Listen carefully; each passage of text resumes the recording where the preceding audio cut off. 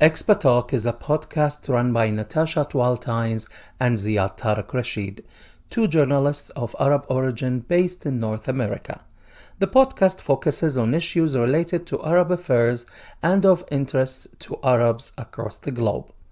We interview entrepreneurs, artists, luminaries, and those who are working on exciting endeavors. Join us on this adventure as we talk to those who inspire us and make us think differently about the world. The podcast streams live on YouTube and can be heard on Apple Podcasts, Spotify, and SoundCloud.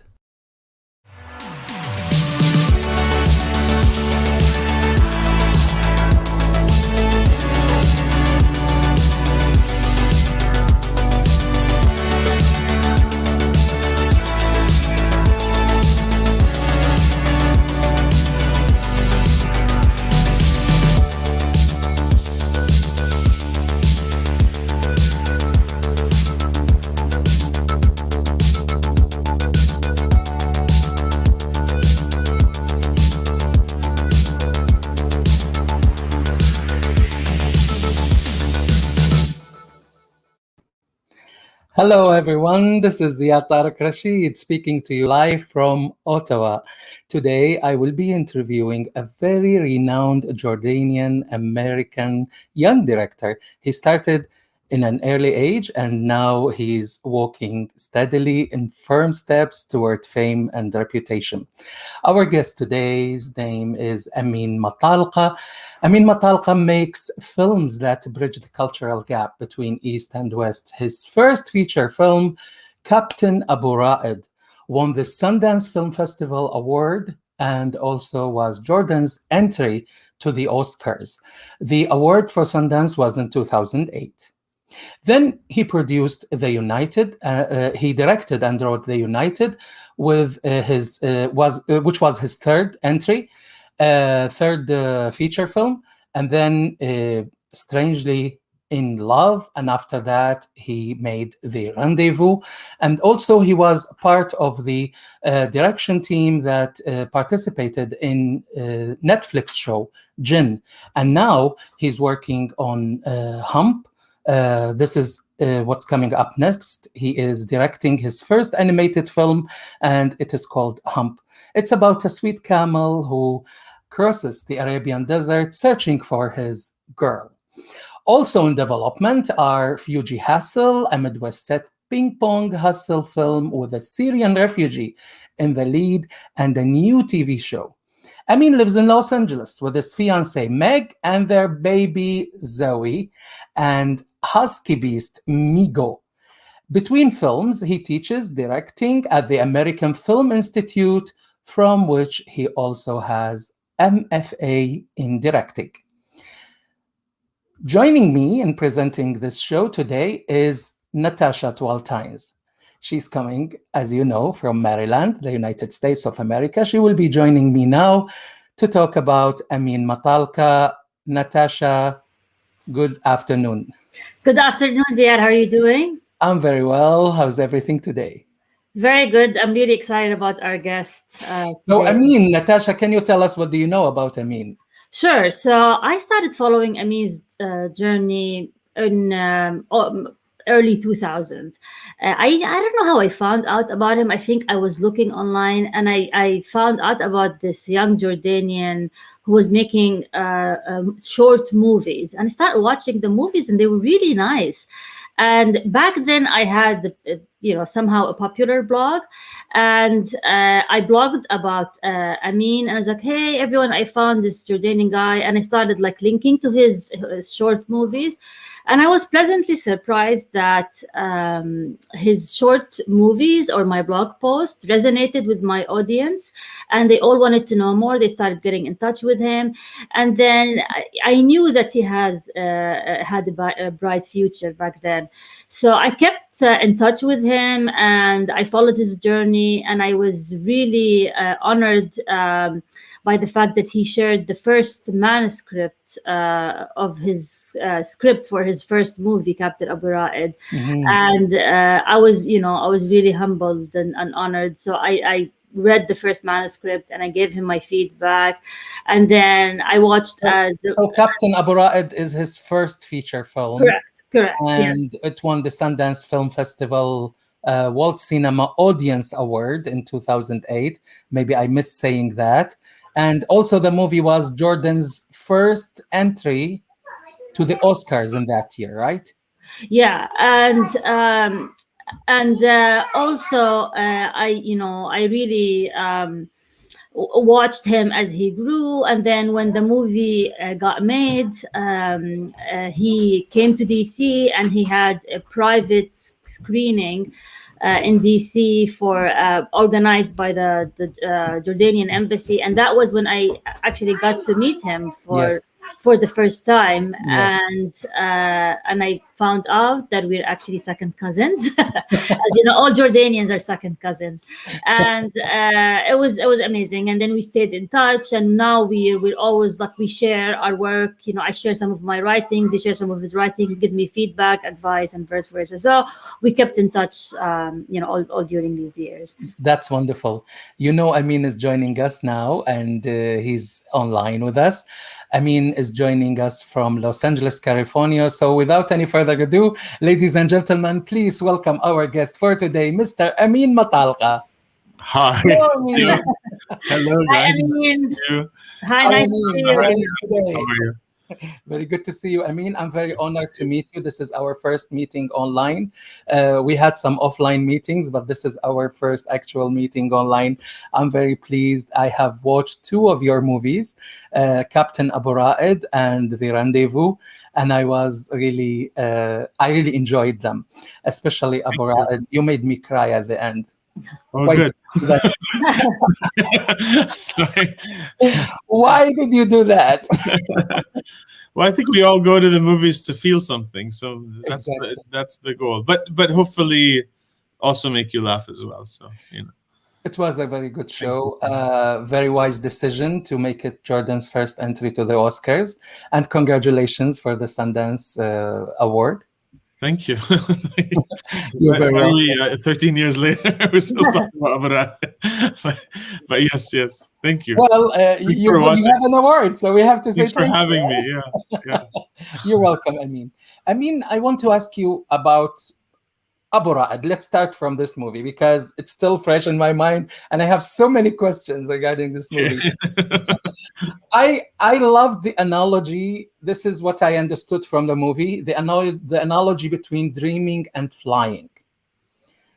Was I right in this feeling? Because flying is the main concept. Abu Ra'ad told the kids that he's a pilot. I don't want to spoil the movie, but this is what I get from it.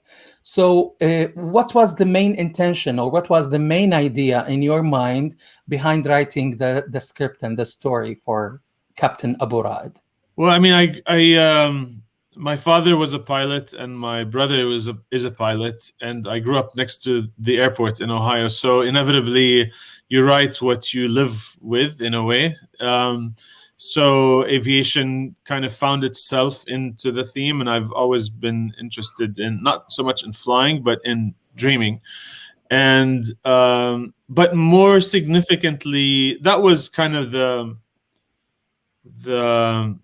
the dressing on the film, but the real substance of the film that I was after from the inception of the idea was the social class difference, and that's a theme that I've always been fascinated by and curious about, and just interested in exploring. And we're all human, and we're born into different social classes, and it's really a film about the barrier between the rich and the poor and how they can all kind of connect. And it's kind of a fable. So that's maybe that's why it resonated globally as well, because it's a movie that transcends time and place, but it ages, I think, pretty well. And it talks about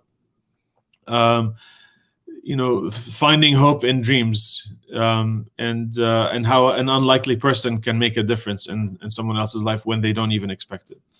Mm-hmm. Well, So that's very nice. I don't want to spoil the movie. Hopefully, many other people want to watch it. it's So, yeah, Yeah, So it's available on Amazon Prime or iTunes if anybody. it's available. I watched it on Amazon Prime. Yes, the kids in the movie, they were brilliant. How Yes. did you do the casting? How did you find your actors? We went to the refugee camp, 6 different refugee camps around Amman and outside of Amman, Irbid. And so 11 of the kids were from the camps, or actually 10 of the kids were from the camps. One was from Salt, one was from Mukhayyam al-Irbid, Mukhayyam Hussein. I mean, we had different camps, but we had a very unusual auditioning process because it wasn't a typical audition where they come in and act. I just interviewed them and got to know them one by one, and kind of look in their eyes and you see so much intelligence. They were not actors; they were just really gifted kids who Yes. had so much to express. Yeah, Who love to act, obviously. we had an amazing bond. From rehearsal, we kind of developed I want to say nonverbal way of communicating. By the second week of shooting, it was a 4-week shoot. By the second week of shooting, it was like, okay, because we talked about all that stuff beforehand. We primed the material. Yes. But when we were shooting, it was an intangible way to describe. It's not like directing Grown Up where you're talking about acting technique or anything like that, which as a director you shouldn't talk about acting technique, but it's very simple language. You talk about what they want and what's in their way, and they get it. There's a maturity to their mannerisms as long as you cast the right people, and I think I got very lucky with finding them. And I have another question about the location. I'm familiar with Amman, but I didn't know which part of Amman. Obviously, it's one of the poor areas in Amman, but I don't know exactly where in Amman was this set. I mean, we blended. It was a hybrid. Some scenes we filmed by the Citadel, the Roman columns. Yes. And then some scenes we filmed in Salt, actually, because the limestone and the arched windows are just more fabulesque than some of the architecture you find in Amman. It's that Jerusalem stone. Yeah. So it had a more cinematic look with the steps and everything. So we kind of, one scene you see him going up the steps in Salt, and the next shot it picks up he's coming up the steps. So we kind of blended it, and I was worried that people would call that out, but at the end of the day, the magic of cinema is that the audience, as long as they're engaged with the story, yeah. So that terrace with the place where he called the terrace, was it real? Was that real Amman, or it was a blend between Amman? No, that was in Ashrafiyya in East Amman. Yes, okay. Yes, yeah. Beautiful. Yeah.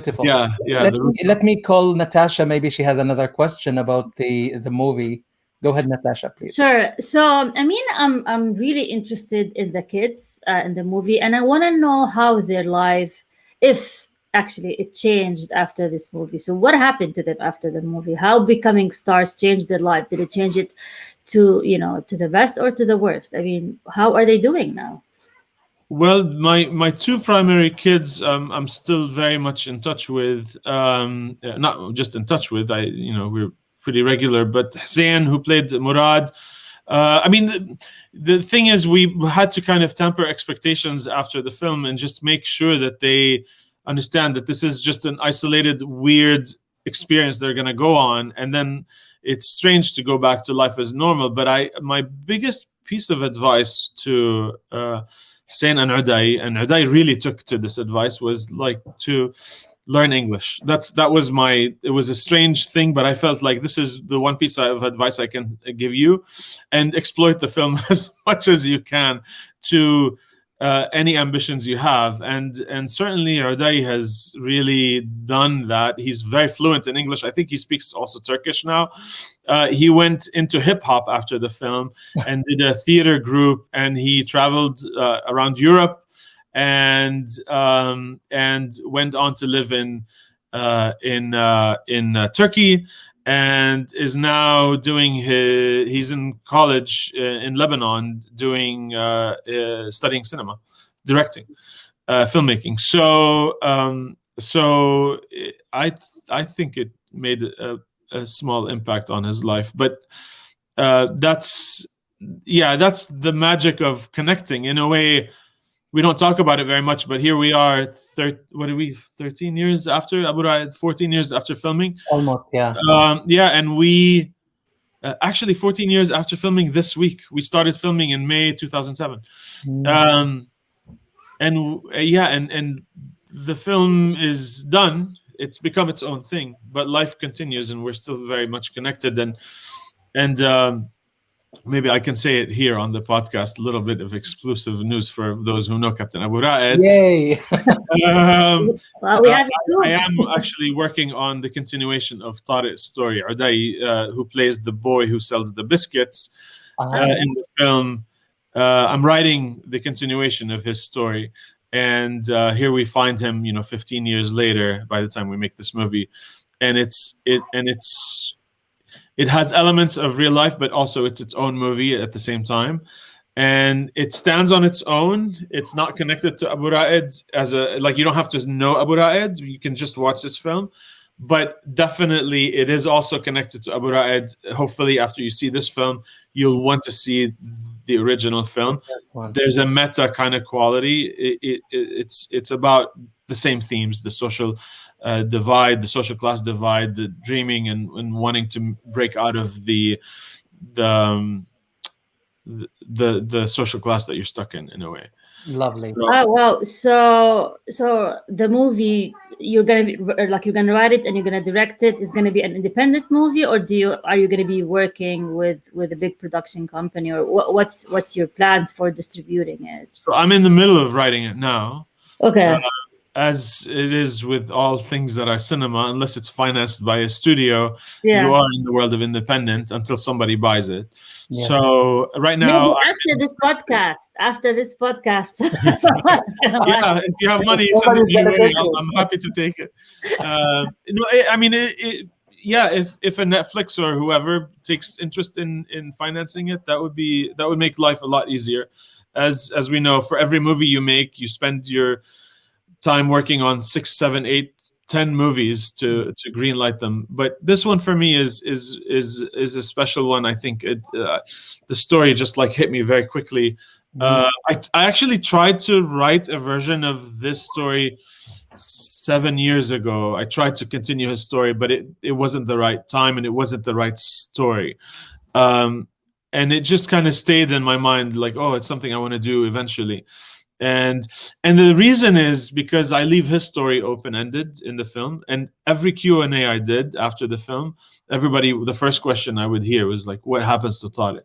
I was having the same question, and I was about to ask you this question. Why did you leave it open-ended? Why did you give us an open-ended ending to Abu Raed's movie?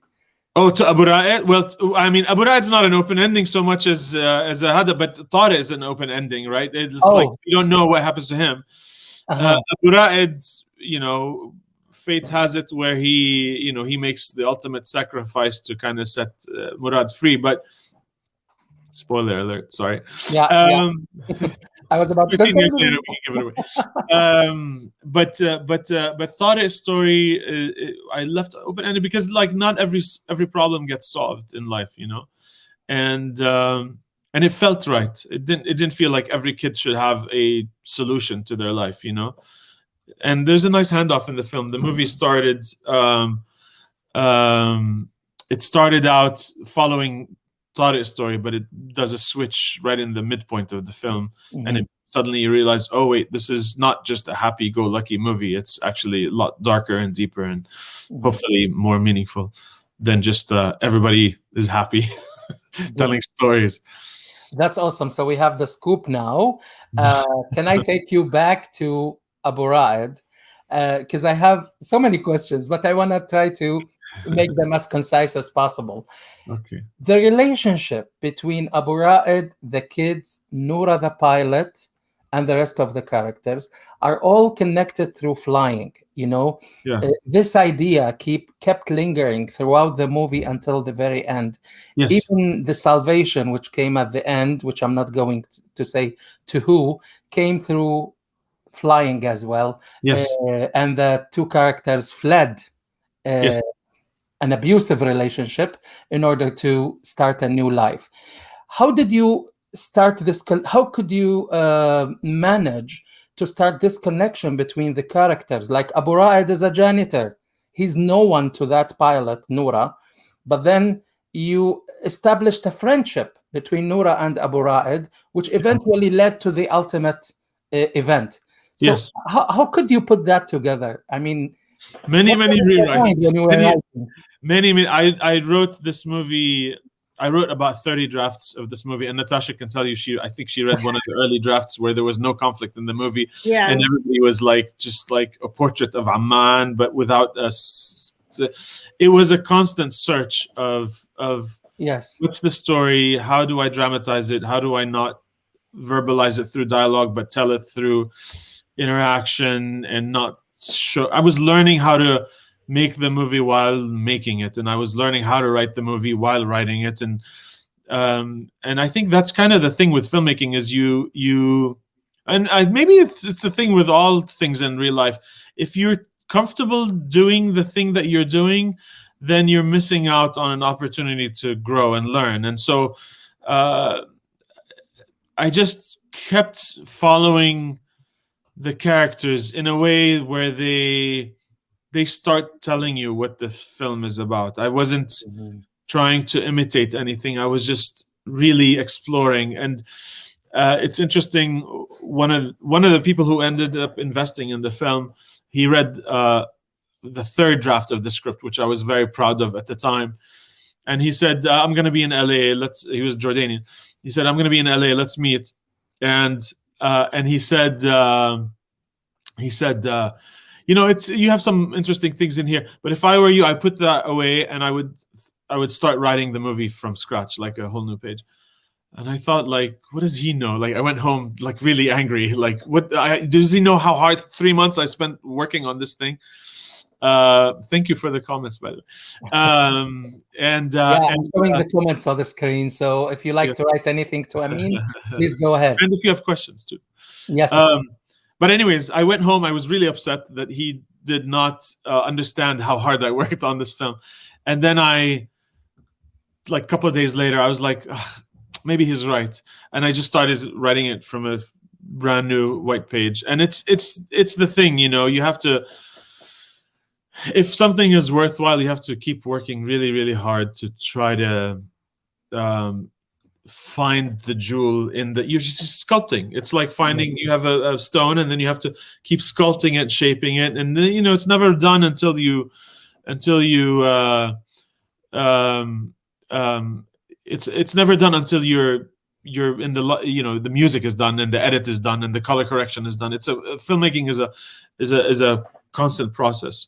Yes. And even there are several scenes that we shot that we, as you do with movies, you shoot a bunch of scenes, you work very hard on them, and then you end up saying, "Oh, I realized that we don't need those in the film."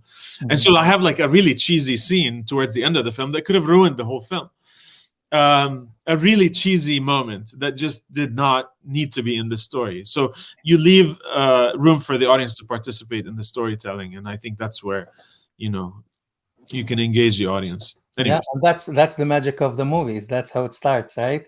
So you let the people anticipate and go with the flow. Yeah, you give them 2 + 2, but you don't have to say 2 + 2 = 4 because blah blah blah blah. True.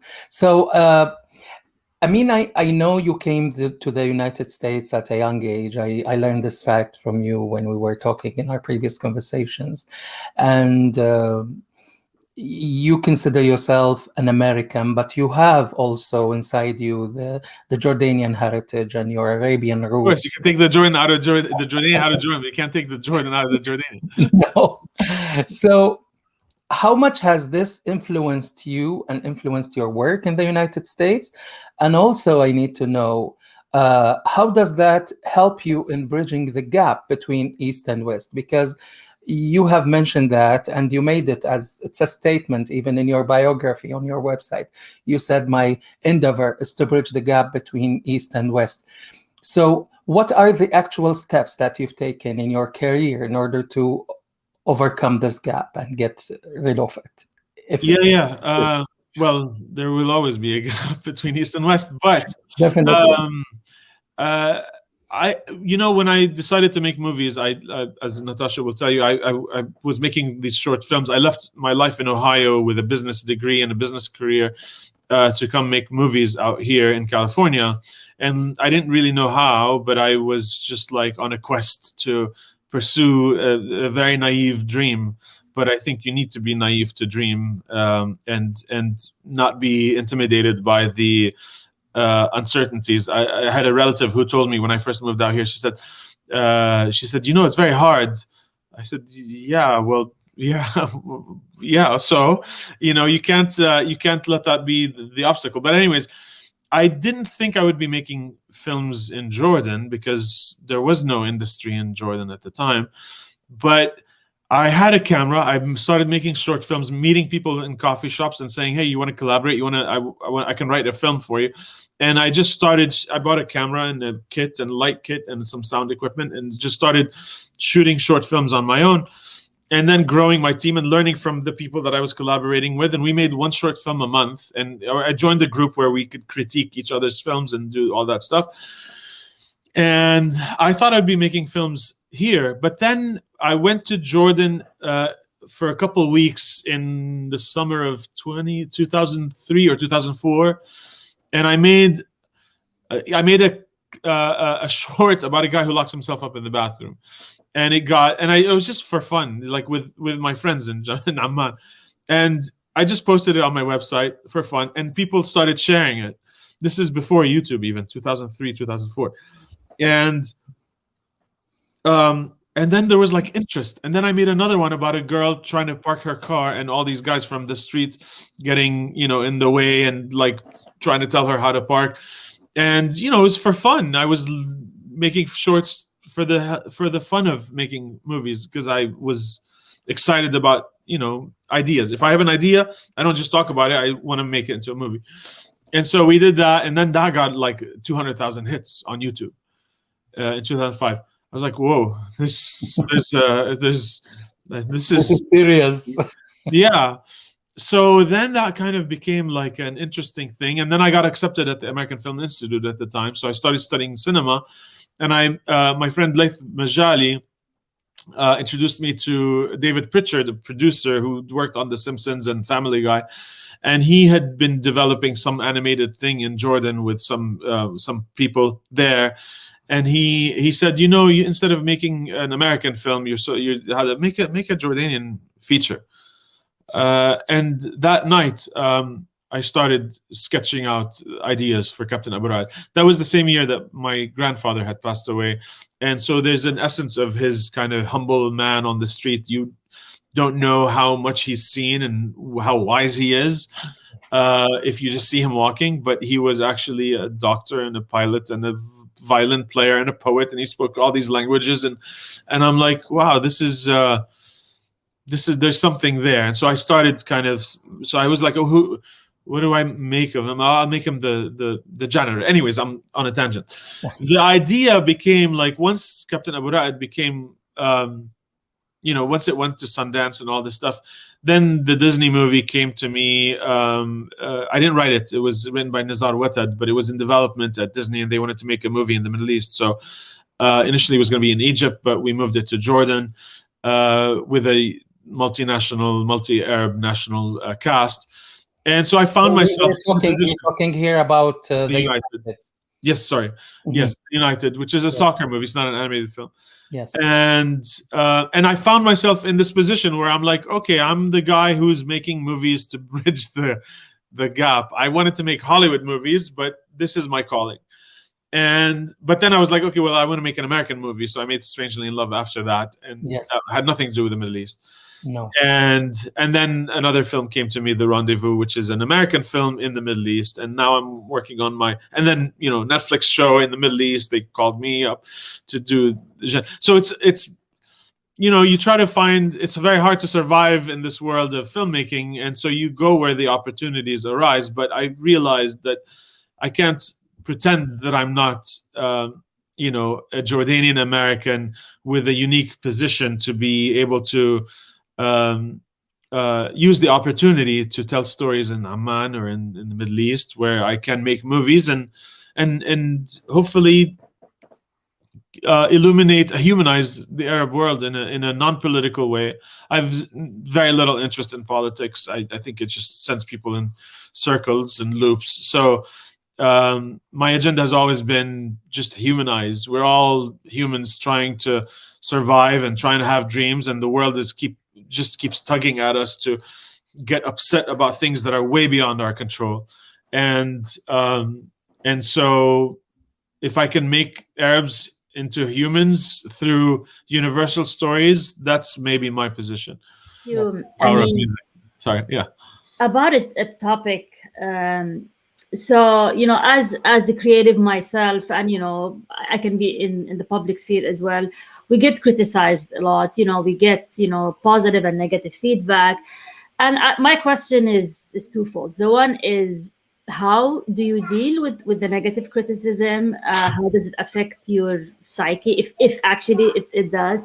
And I think one of maybe the biggest criticism that I've seen was in regards to the Netflix show Jinn, where some said that it kind of defied our culture, the Arab cultural norms, due to some scenes that they felt they crossed some red lines in the Arab world.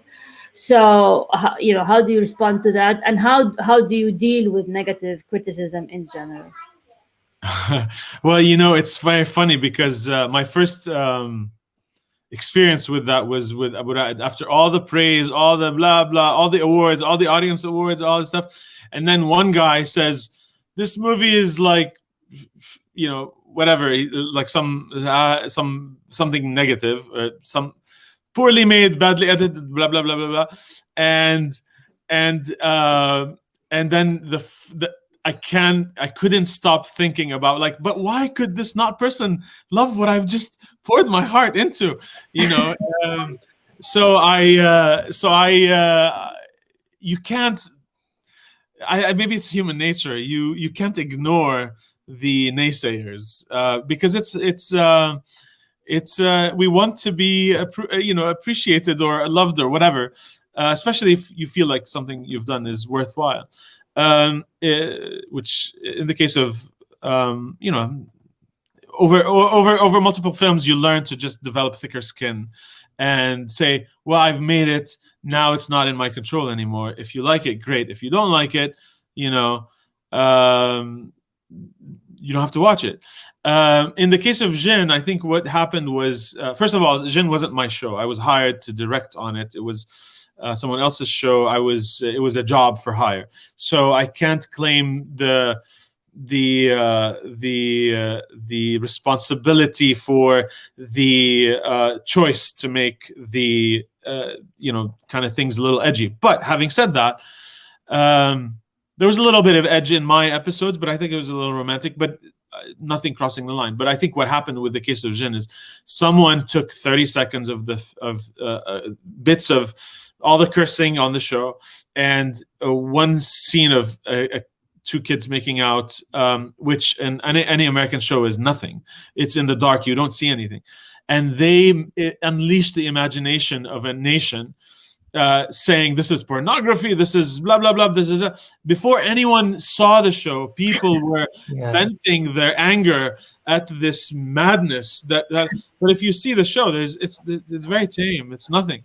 So I think the choices there were like, there was a malicious funnel of, let's create a movement of anger, and all these people were like, yalla, get angry at this thing, and there was no way to reason with that. So I think that was very unreasonable criticism for something that was pretty innocent. As far as, and also maybe a hostility towards the upper class, because the show represented the 0.1 minority of a certain demographic in the school. But you can't control these things. So my reaction to it is, as long as everybody's safe at the end of the day, it made international headlines and gave the show much more attention. Not the way we wanted it. I wish the show were a better show from a creative standpoint. Like, we tried to do things, but the story kept changing in the edit and how. So I would defend it more if that were the case. But it had good things in it, and I'm proud to have participated in it. And the kids were great to act. The actors were fantastic, and most of them were just first time actors, and they came ready to do anything on the show. So kudos to them. Would there be a second season? Do you know? No, I heard there's a second season. no, there will not be. No? I mean, I don't think so. But I'm not. You never know. But I don't think so. There's a lot of other stories to explore. As far as I know, maybe there is someone cooking one, but I don't think so. Yeah. I mean, I need to ask you about Rendezvous. We saw some parts of the director's reel of the film, some snippets. And I need to ask you about the story, because while I was watching this movie, I was watching it this morning, actually. And I felt I was watching an Indiana Jones slash James Bond kind of movie. So this is how I felt. I like the storyline, where you take us back to Jordan. It's an American girl who goes back to Jordan looking for looking for the truth behind her brother's passing, and then she realized a connection to his death to the Dead Sea Scrolls. So all of that, the big burrito. Exactly. So how did you come up with this idea? It was. It wasn't my idea. I was hired to direct that one. Okay. But I was. Sorry. So you weren't writing this movie. No, you only directed it. No, I wrote the action sequences in the middle when they get kidnapped and they wake up in the bunker, and then the desert chase and all. So I wrote that, but informally. It wasn't my script. I was hired by Dan Halstead, who is a producer here in town in LA. Who they wanted initially to make this movie in Spain, England, San Francisco, and Jerusalem, and Egypt. And it was like a $50 million ambitious script when I first read it. And they said, well, we want to do this in Jordan. So that's why we're talking to you, because you're the Jordan guy. So I was like, okay, let me read the script. I read it. And I said, okay, so you want to do all of that in Jordan? Here's how I would approach it. We cast some internationals. Yes, we're talking about the Rendezvous. We cast some internationals. So we went to Spain for one of the characters, and then some American and a Belgian, and we redesigned the script so that it kind of used the locations. So it starts in LA, and then it goes to Amman, and then it goes from Amman. Suddenly they wake up, they're in the desert, and then Wadi Rum, and then it culminates in Petra, and then comes back to LA. So I was like, let's rejig this jigsaw puzzle around because didn't have anything to do with the Dead Sea Scrolls, and that was like what they call the MacGuffin, this little device that drives the chase. I actually have the prop, which is the scroll from the movie here. This is like yes, I saw that. This is what all these characters die chasing after. My God, the magic of movies. It's just a dirty piece of a prop that our prop master made. So it's nothing, or maybe it's very precious. Precious. So and I have Abu Ra'ed's hat there. Anyways, how much are you asking for it? I can buy it. Yes, maybe one day. But anyways, we cast Stana Tariq, who we went to her with the idea, and she loved the idea of shooting something in Jordan. And it was a small $3.5 million budget, but we had to compete with the to kind of have action set pieces and car chases and things like that. But they were done on a small scale, so we couldn't compete with the big movies. But what we could have without an expensive budget is chemistry between our actors and injecting a sense of humor throughout that. Mm-hmm. So I think that was the thing that was driving, and amazing locations across Amman, across Jordan. I mean, it's a nice polyglot of humor, fantasy, action, love, and like you said, the chemistry between the two main characters. Where is the guy from? His name is Riva. Raza Jaffrey. He's Jafari. actually he's a mix. He's Muslim from. Well, he grew up in the U.S. No, he grew up in England. Sorry, but he lives in the U.S. He's a hybrid, Pakistani and Indian. Okay. And I think he did a good job. I initially I wanted to have like an actual Arab person in the Arab role, but it was one of those situations where the chemistry between them in the read was really, really terrific. So that's the producer's choice to go that route, and Reza really killed it when we were filming. He brought his 200%. Yes. So he was great to work with, and Stana was just a pure joy. We still hang out when we can. She is, yeah, and she was in the movie. We still the show like this, the camera just wants to look at the camels liked her. The camera. Oh, the camera! I thought you said the camels liked her. I'm sure the camels liked Stana. Natasha, do you want to ask a question for our guest, and before I move to the other one? Yeah, my question is about the future of the movie industry in general, which is a bit before the COVID-19 pandemic. We started seeing shift towards streaming. And then when the pandemic happened, we realized that the big movie production companies are sending the movies directly to streaming devices and skipping the movie theaters. So my question, which is, you might be offended, but do you think do you think the movie theaters are dead or on the verge of being extinct? Is that where the future is? Yes. I don't Are think they going to be replaced by streaming? Yeah, exactly. No, I don't think so. I really don't think so. I mean, I don't know. I don't have the answer, but I think in the short term they're in trouble because of the pandemic. It really hurt the industry, but they'll come back. Humans want the communal feeling of being in the cinema, experiencing movies with other people. To go to the movies and feel something with a crowd of strangers that you don't know in the dark, you come out of that, it's a completely different experience than watching a movie at home with your phone running, interrupting, and there's a special experience about something that you remember the movies that you saw in the theater different than how you remember the movies that you just watched at home while you were falling asleep, while your kid was crying.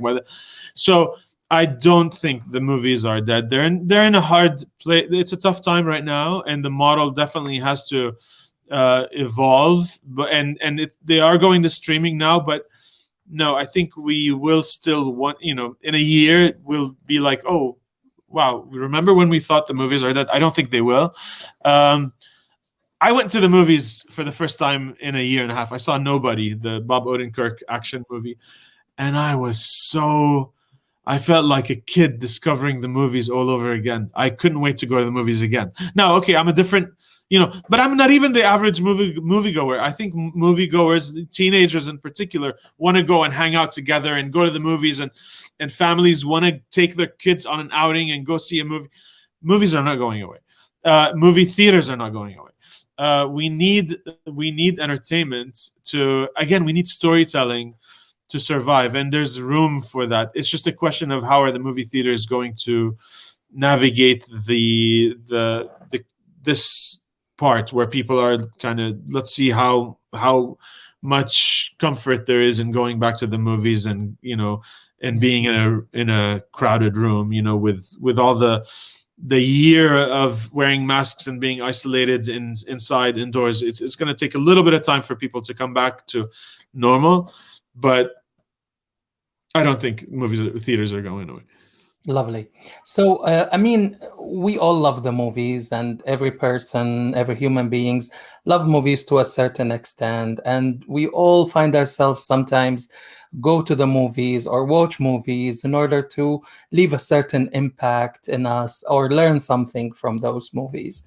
Um, for you, I felt there is a common dominator or a common thread that links all your works together or all your movies together, which is dreaming. What dreaming represents? What does it represent to you? How do you feel about dreaming, and why do we see it there? It's like it's a lingering theme Interesting. that repeats Yeah. itself in many of your works.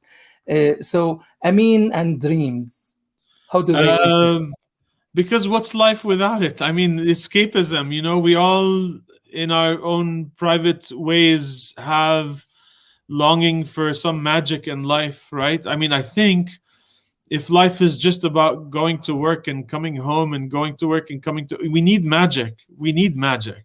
We need storytelling. And for me, the movies are, I mean, I grew up on Spielberg and Chaplin and Hitchcock, and, those are my heroes. And their films colored this, they were the spice of my life as a kid. The magic of the movies and music, the music in, not songs, I'm talking about film music, the Mhm. score, the orchestra Yes. accompanying the image on the screen. You see Elliot flying with ET, you see Superman flying. Yes, I guess it is all flight in the end of the day, but the magic of dreaming is absolutely crucial to life. It's very funny because as an Arab, we live in a culture um, that is very conservative in terms of, like, career. They don't necessarily encourage a career in the arts because it is a struggle and it's not easy. But nobody goes into the arts to make money. You go into the arts because you have something to say or you have something to search for. And for me, I left a comfortable life to, in the telecom world, when I had a business career living in a business suit, to make this journey. And it really is, still to this day, is a flame that is very angry. Not angry in a way. It's a very living flame that wants to express itself through cinema, through music, through storytelling. And Natasha, you read some of my short stories, very different medium, but there's something that is very fulfilling about creating from scratch. Mhm. And for me, writing is hand in hand with directing. I don't want to just direct; I want to write and direct. Yes. And creating stories to connect with others, or just for the sake of my own self entertainment, um, whatever it is.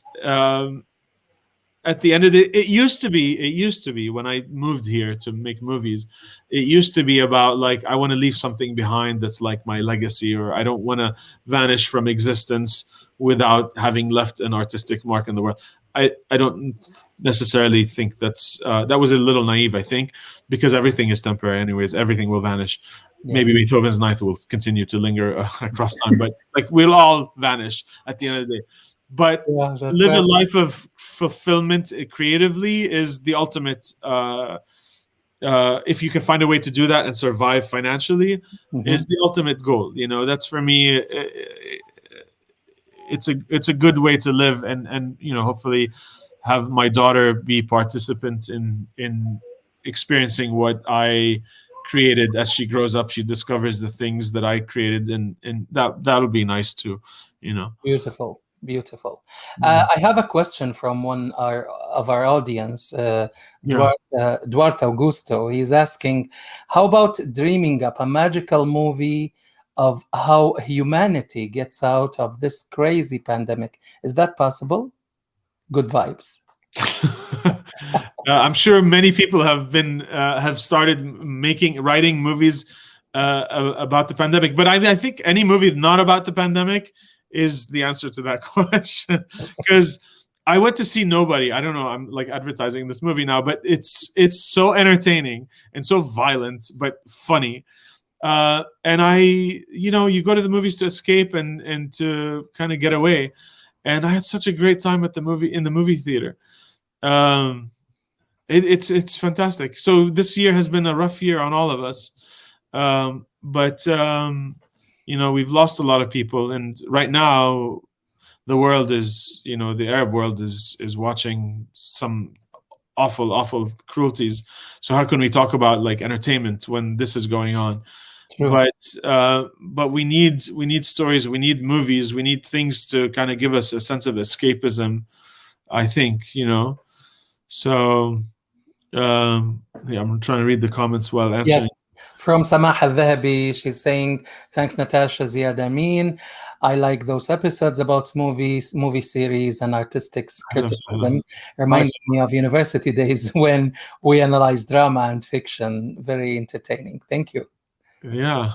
So, I mean, one of the things that I always think about as a creative person is your time management.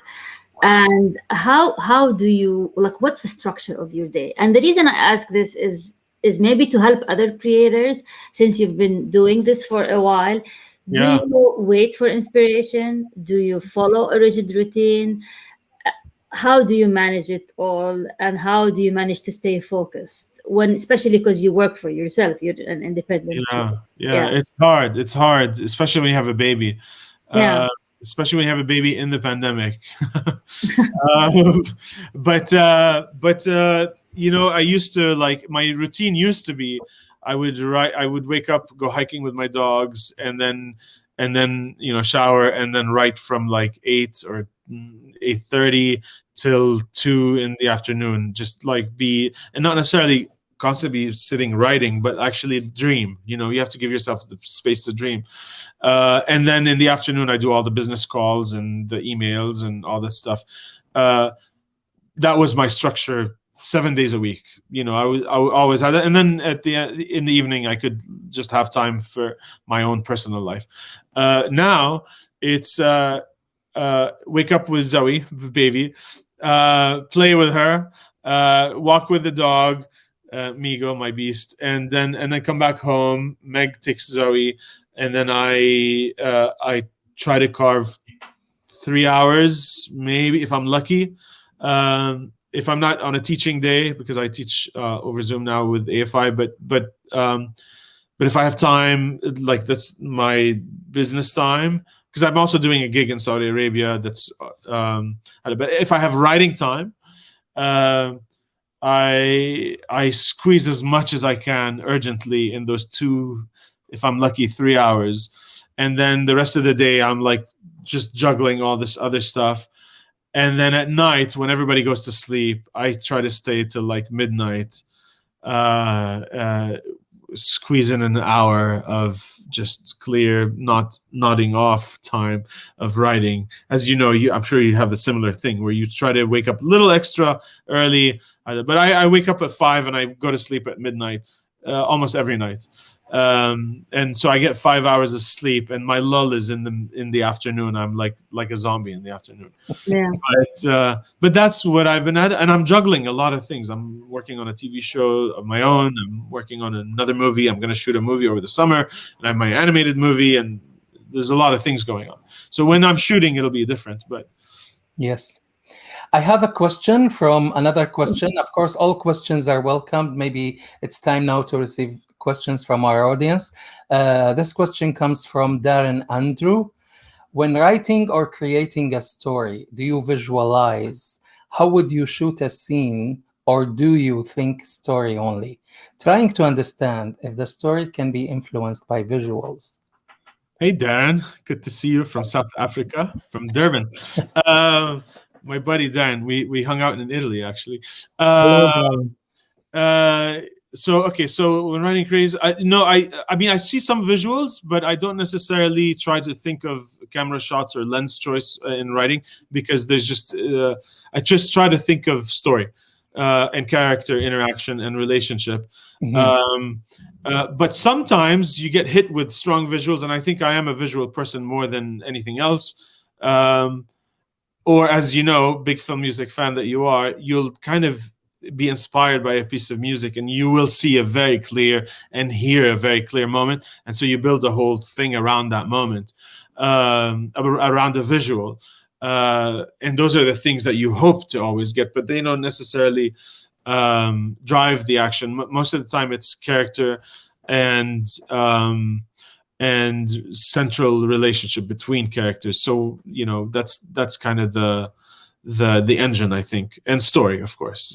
What the character is facing and why they're doing what they're doing, and how they're growing or changing or how they're being challenged. Another question from Wendy Meridian. I may have missed it coming in late, but what does Amin have in pipeline for Arab film? So I have a few things. One I mentioned earlier, Wendy. Hi, Wendy. You can check it out later. But I am continuing Tariq's story from Abu Raed. I'm writing that now. I have a movie called Fuji Hustle, a ping pong hustle movie with a Syrian refugee in the US. If anybody has financing, send it my way. I'm shopping that around with my manager. And then I have a TV show that I wrote called Voltage. It's a supernatural comedy, black comedy. We'd say superhero social comedy. I initially wrote it set in the Middle East, but actually I changed it so it's set in the US with Arab American characters. I think that'll be fun to do here. And then, of course, I have Hump, my animated film. But over the summer, I'm shooting a movie that has nothing to do with the Middle East. It's again a movie for hire, a directing for hire gig. So, yeah, those are the immediate ones, and then there's some other things here and there. Okay, I have a question. How about young talents and novice actors or acting enthusiasts? Do you have any program or support any organization or something that helps those newcomers to movie making and acting? Do you look for those talents? Do you support bringing them from the Middle East or those who have actually immigrated or lived in North America? What's your plans regarding that issue? I don't have I don't have a program or a plan or anything. I wish I did. I wish there was. I wish there was an easier way to find talent. But I think I have a friend who's working on an app. I think that will maybe help with that. I know that it's you get to make a movie every 2-3 years. You spend so much time between movies that it's hard to. I wish I had more projects where I could have a constant stream of. Of a link into a talent pool, but there's few and far between known actors from our part of the world. But there are definitely more and more actors from our part of the world here in the US and over there that are really impressive. Have you seen the movie 200 Meters, by the way? Ali Suleiman in it. It's incredible. No. Palestinian film. No, 200 meters. It comes out in the US sometime soon. Amin Matalqa, his first film, amazing film. Is it on Netflix or not yet? Or it's not on Netflix yet, but it just got picked up for distribution. Oh wow! Amazing film. I don't know why I just jumped on that, but it's so inspiring to see new directors and young filmmakers making incredible. I wish my first film was that good. It's so good, so nuanced, and Abu Raed is a little bit of a melodrama. This movie is very real. I mean, it's very different. I'm not comparing, but this movie is very grounded and very realistic and very nuanced and very measured and very and funny and very human. It's about basically a Palestinian guy trying to cross basically 200 meters to go see his family, but he has to go all the way around the wall. Oh, and it's his journey to go see his family, and it's so good. It's amazing. checkpoints and barriers and whatnot, right? It's a journey film. Him in the car with the group of people, and they all don't, they have to kind of get along and not trust each other and all this stuff. I mean, a question coming to you from Canada. This is Samah Al-Zahabi again. She's asking, Are you considering Canada for shooting some movies? Actually, our animated film, we just may do the animation in Canada, in Vancouver Island, because of the tax incentives they have there. I would gladly, happily shoot a film in Canada if that's where the location takes me. I know Canada has great tax incentives for movies. I can't wait to make. I wish it was easier to make movies. When I initially, after I was like, oh, I want to make one movie a year. I wish it was in my control, that so I could make movies everywhere. I don't, you go where you're able to make the film. Yes. This next one, I think we're going to end up shooting in Arkansas this summer.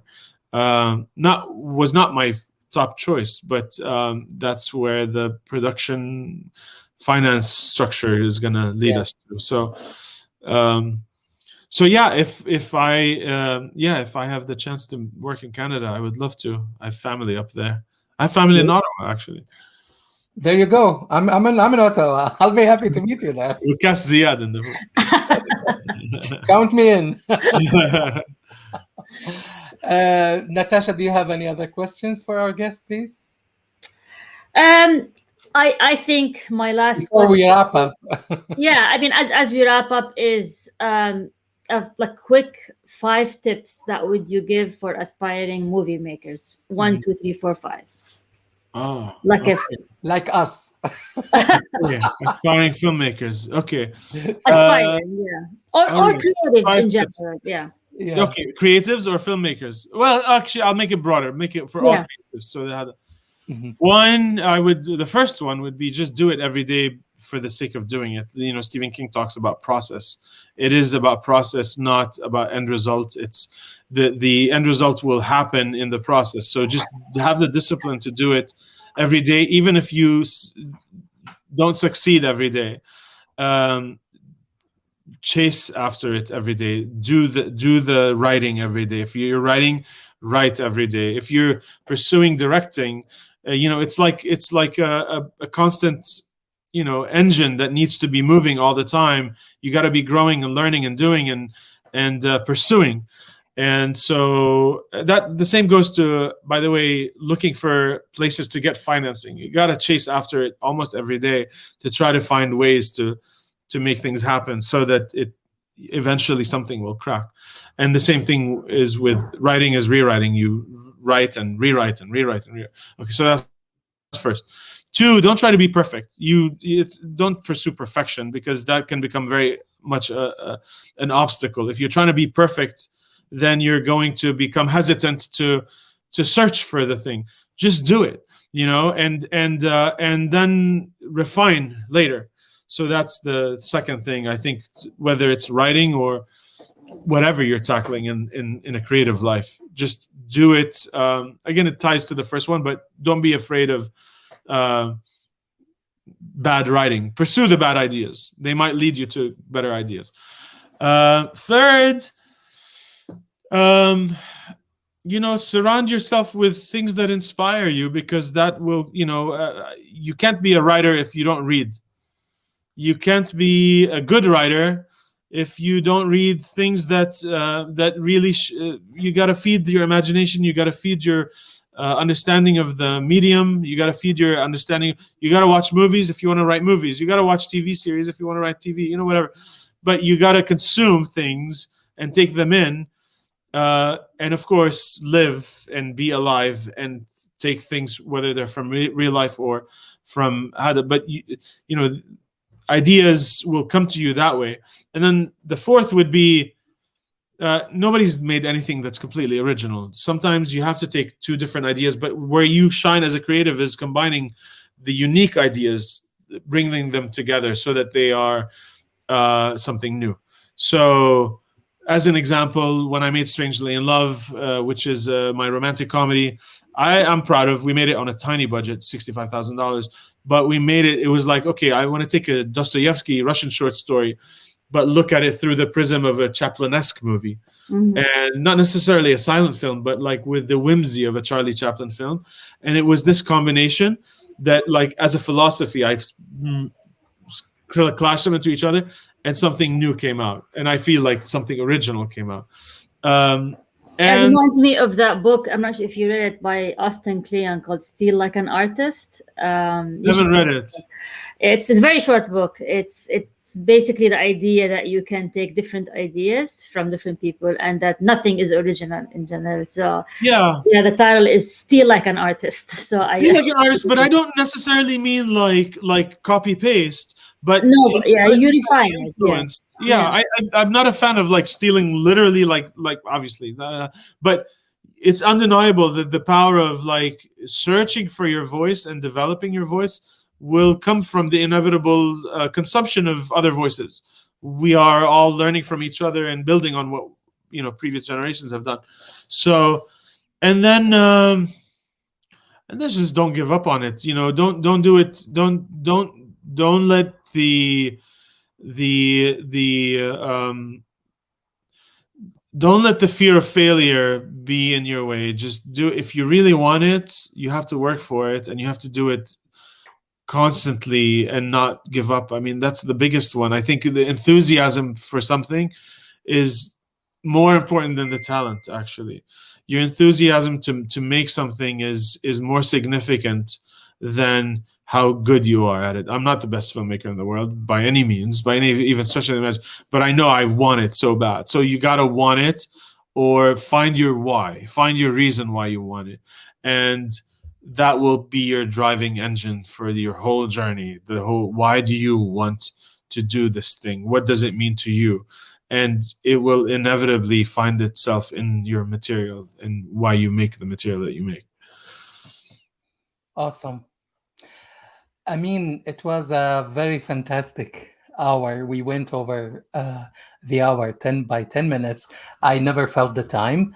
That was really, really nice interview. And I really thank you so much for Thank coming and you. being part of our show, our podcast, My actually. pleasure. Thank you so much. I mean, there is another question coming to us. Well, first I have a comment from Wendy Merdian.